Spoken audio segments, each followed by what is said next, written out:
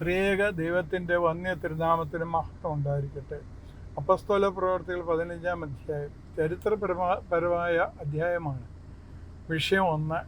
വിജാതിയർ ക്രിസ്തീയ സഭയിൽ ചേരുമ്പോൾ അവർക്ക് പരിച്ഛേദന നടത്തണമോ യഹൂദ മതാംഗത്വം വേണമോ എന്നതിനെപ്പറ്റി തീരുമാനിക്കുകയായിരുന്നു സമ്മേളന ഉദ്ദേശം. യെരുശലേമിലെ സഭാ നേതാക്കന്മാരും അപ്പോസ്തലന്മാരും മൂപ്പന്മാരും അന്ത്യോക്യയിൽ നിന്ന് വന്ന പ്രതിനിധികളുമായി ഒരു യോഗം കൂടി. അവിടെ ഉണ്ടായിരുന്നത് ജനസമൂഹം ആകമാനമായിരുന്നത് കാണുന്നു. അതായത് യെരുശലേമിലെ സഭായോഗം. അന്നത്തെ സഭ മുഴുവൻ്റെയും ഭാഗഭാഗിത്വം തത്വത്തിൽ ഉണ്ടായിരുന്നു. കൊർന്നേലിയോസിൻ്റെ മാമോദീസായിലെ തുപ്പട്ടിയുടെ കഥ പത്രോസ്ലീഹ മറന്ന അവസ്ഥയിലായിരുന്നു. അന്ന് ദൈവം കൊടുത്ത ദൈവിക ജ്ഞാനം അന്ന് തുപ്പട്ടിയിലൂടെ പത്രോസിന് പരിശുദ്ധാത്മാവിനാൽ ബോധ്യം വന്ന വിഷയം മറന്നു തുടങ്ങിയിരുന്നു. എന്നാൽ യോഗ തീരുമാനം വിജാതിയർ പരിച്ഛേദന ഏൽക്കേണ്ട കാര്യമില്ല എന്നാണ്.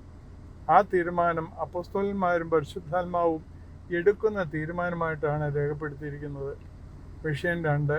ക്രിസ്തു വിശ്വാസം സ്വീകരിക്കുന്ന വിജാതിയർ യഹൂദ മതാനുഷ്ഠാനങ്ങൾ കൈക്കൊള്ളേണ്ടതില്ലെങ്കിലും യഹൂദ പ്രമാണങ്ങളിലെ 3 കാര്യങ്ങൾ മാനിക്കണം. 1. വിഗ്രഹങ്ങൾക്ക് നിവേദിച്ചത് കഴിക്കരുത്. 2.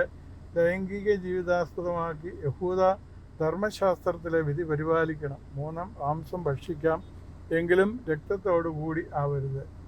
3-ാമത്തെ വിഷയം. ഇതിലുപരി ശ്രദ്ധ അറിയിക്കുന്നതാണ് നിയമത്തിന് ജീവിതത്തിൽ ഉണ്ടായിരിക്കേണ്ട സ്ഥാനം. നിയമങ്ങൾ രൂപപ്പെടുത്തിയ ശേഷം അവ പാലിക്കുവാൻ വേണ്ടി ദൈവം മനുഷ്യനെ നിർമ്മിച്ചതല്ല.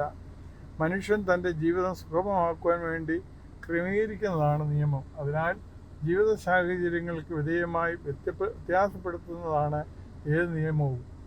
4. ക്രൈസ്തവ സഭയ്ക്ക് തനതായ അസ്തിത്വം ഉണ്ടാക്കുന്നതിൽ പ്രസ്തുത കൗൺസിൽ കാരണമായി തീർന്നു. സഭാപരമായ തർക്കങ്ങൾക്കും വ്യവഹാരങ്ങൾക്കും തീർപ്പ് കൽക്കുന്നതിൻ്റെ ഉത്തമ ദൃഷ്ടാന്തമായി യെരുശലേം കൗൺസിൽ ചരിത്ര പ്രാധാന്യം അർഹിക്കുന്നു. സഭയുടെ വളർച്ച മുമ്പത്തേക്കാൾ വേഗത്തിലാവുകയും ചെയ്തു. 5. ഇതിൻ്റെ അധ്യക്ഷൻ യാക്കോബാണ്. കർത്താവിൻ്റെ കാലത്തെ ശിഷ്യൻ പോലും ആയിരുന്നില്ല. എങ്കിലും ഇദ്ദേഹത്തിൻ്റെ വാക്കുകൾ സഭ ഏകയോഗമായി കൈക്കൊള്ളുന്നു. തീരുമാനങ്ങൾ മറ്റു സഭകളിലേക്ക് കൊടുത്തയക്കുകയും ചെയ്യുന്നു. ദൈവം അനുഗ്രഹിക്കട്ടെ.